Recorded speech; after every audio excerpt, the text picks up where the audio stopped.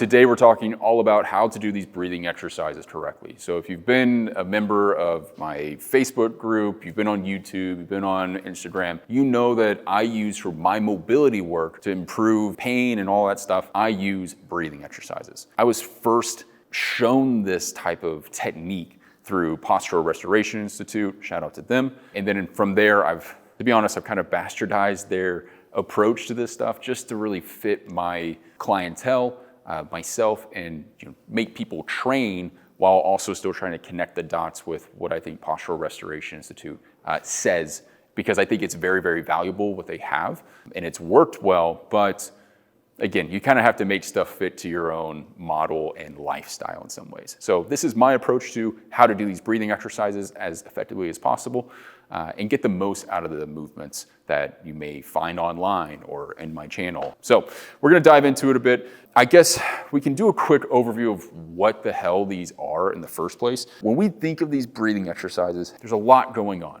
right? You're obviously like working pressure systems within the body, but I also think of it too as like a relaxation, a parasympathetic, a rest and digest approach to your body in general. So someone who has limited mobility, or maybe they're in a lot of pain, their body is going to be more toward the side of fight or flight, sympathetic muscle tone, just things that are tensing them and preparing them for whatever the body feels like is unsafe or a threat to themselves.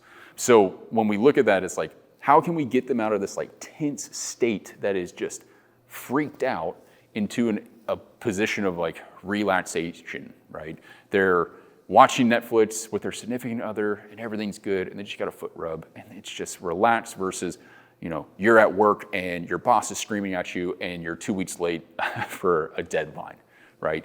Very different worlds. I want to pull you out of the right, which is tension, and get you to relaxation. So rule number one here is if you're doing these breathing exercises and you are feeling a shit ton of tension, because I did this, I would do this all the time.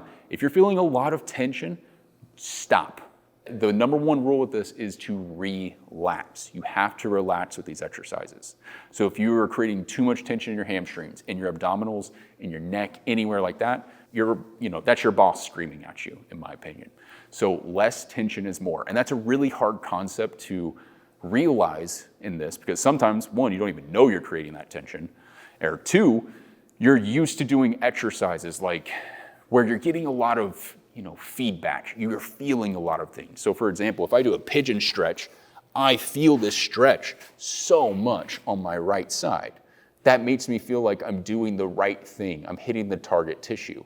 With these breathing exercises, that is not the goal here, right? The goal is to relax. So, and we're dispersing this relaxation across the entire body at once, not in one pinpointed specific location. So just understanding that concept can be very, very beneficial and set you up for success. So we're gonna break this down into the next part. I'm gonna go shirtless mode here just to try to show you guys how to actually do the breathing and give you guys some tips. So one of the most common exercises we'll see with these breathing activities is a hook line position or even a 90-90 position. I don't care what it is that you're doing, this concept still connects to this.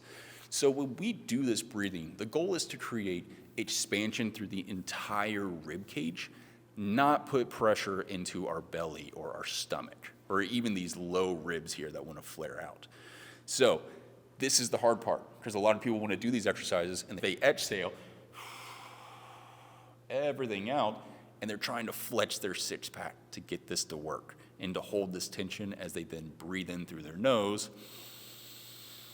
And it's like, yes, you did it, but we're doing that from a state of your boss yelling at you and there's all that tension versus you're relaxing and learning how to create this over time. It's more of just like a slow ramp up of tension that is built up through you breathing versus you exhaling and crunching and generating like conscious effort or conscious tension. So if I have someone breathe here, I'll have them exhale everything out. And notice how I'm staying nice and relaxed. I'm gentle. I'm not forcefully squeezing all this. I exhale, everything comes down. And you notice I still have a little rib flare. That's okay.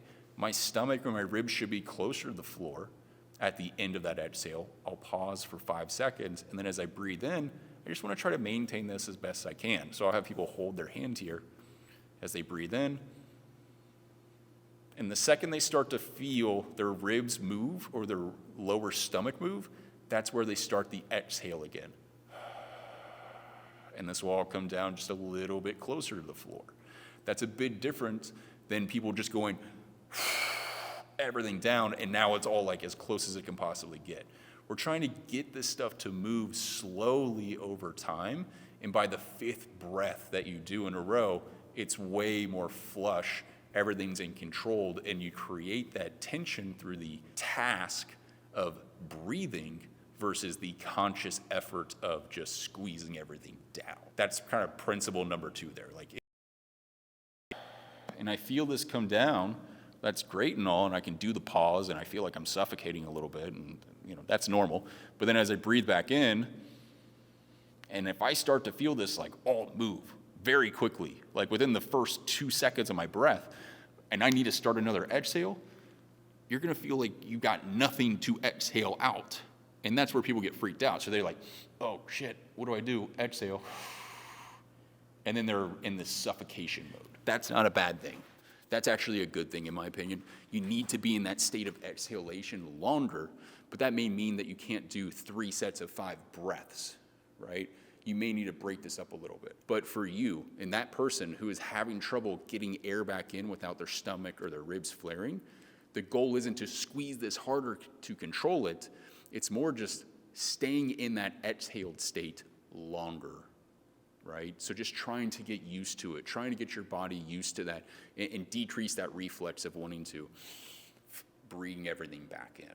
So I'm hoping this is making sense. I'm hoping that it is helpful for you to get this idea of how we want to approach this. So principle number 1 is really that we need to be as relaxed as possible with these exercises. If you're generating too much muscle tone, you are doing the opposite of the whole purpose of these exercises. Number 2, we need to make sure that we get the tension through the task of breathing versus the conscious effort of just squeezing everything so that way when I breathe in, I feel this stuff. And I think that builds into what would be, principle number 3 here, which is feeling stuff. You often do not feel things with this exercise style or this technique. And that's okay. We do need to get out of the mindset of like, I need to feel this stretch like that pigeon stretch I showed you.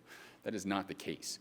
Instead, what you want is to utilize tests at the very end of the exercise to tell you if you're doing the right things or you're going the right direction. And that really then, transfers over into true mobility improvements that, connect to your strength training and everything else that we're doing. So as soon as I'm done doing that hook line exercise, I need to have a test in mind that I'm trying to improve. And that should be, potentially the shoulder external rotation. And this needs to now fall flat, whereas it might have been restricted before. So you feeling the right muscles working or whatever it is, that is not the goal with this type of activity. Or feeling that breath into a certain area, that is not the goal. The goal is to improve the test after you do the breathing exercise. So keep that in mind as you're doing this. Sensation can be misleading, especially when you're in pain. So don't trust it fully, but use it as a marker. If it's less tense or an area feels better afterwards, that's great. That's cherry on top, but that will come with the improvement in the mobility that we're testing after the fact.